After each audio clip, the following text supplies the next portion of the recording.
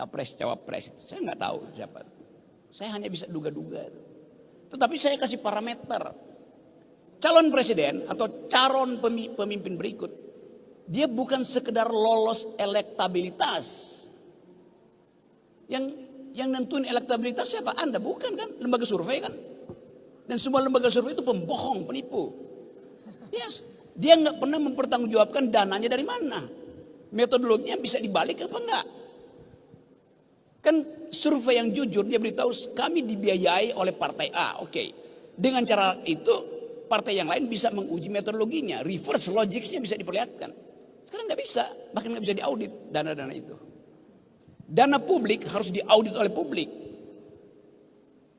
Pemilu adalah peristiwa publik. Maka berhak kita universitas untuk tahu. Anda lembaga survei yang bayar Anda siapa? Itu.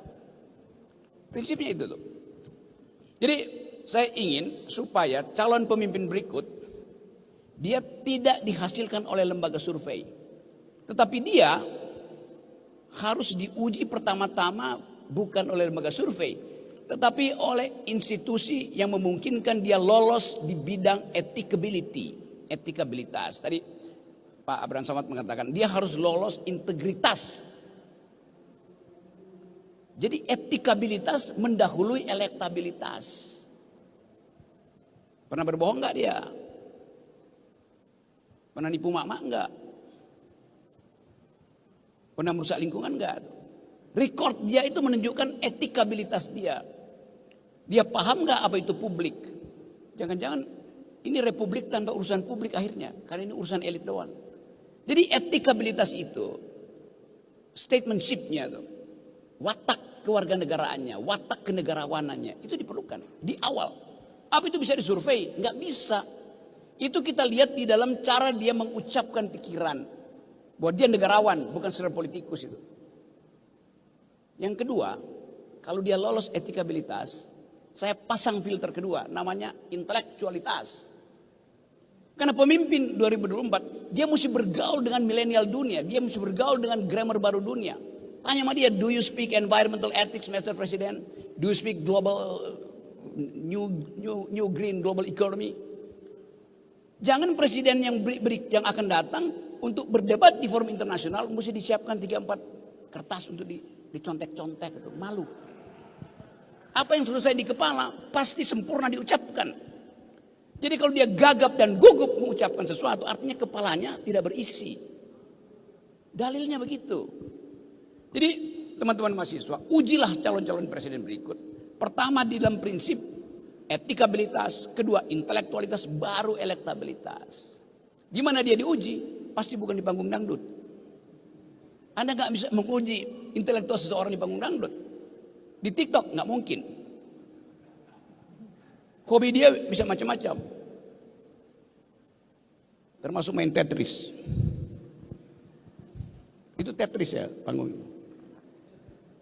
Tapi sekali lagi saya tahu Anda gelisah memahami tren masa depan. Tetapi kita bisa batalkan kegelisahan itu. Kalau kita bilang bahwa kalian semua calon pemimpin datang ke UNES. Karena UNES adalah universitas yang nekat sekali untuk menguji pikiran Anda. Coba, siapa yang berani datang di sini? Dan jangan bawa buzzer, jangan bawa tim sukses. Datang dengan pikiranmu yang otentik. Apa pendapatmu tentang gerak bangsa yang menghadapi situasi global? Apa pendapatmu tentang kerusakan lingkungan yang kau bikin sendiri? Itu kejujurannya di situ. Supaya kita tidak beli pemimpin kucing di dalam karung. Boleh aja kucing dalam karung, tapi karungnya kita bolongin supaya kita langsung lihat kucingnya warna apa. Jadi sekali teman-teman, saya senang dan saya kira ini gerakan yang bagus. Kita pamerkan pada publik Indonesia bahwa dari forum-forum akademis semacam ini kita hasilkan pemimpin. Udah betul inisiatif di awal di sini supaya rektor-rektor yang lain juga jangan baper kalau undang saya, undang Pak Samad itu nggak usah baper, biasa aja tuh. Nanti timbul kerusuhan, memang saya ingin rusuh. Membuat bangsa ini rusuh karena berpikir, bukan rusuh karena korupsi. Anda bayangkan Pak Samad itu betul, koruptor habis keluar dari penjara 20 tahun, 15 tahun. Tiba-tiba balihonya ada di mana-mana. Lalu bagaimana mungkin? Mau disulap seseorang yang punya moral buruk, tapi mau di-upload lagi jadi pemimpin. Kan gila. Nah, kita belajar dari situ bahwa kampus mendidik dua hal, intelektualitas dan integritas. Jadi kita pastikan bahwa kita terbitkan matahari pikiran dari UNES dan jangan matahari itu tenggelam sebelum 2024. Makasih.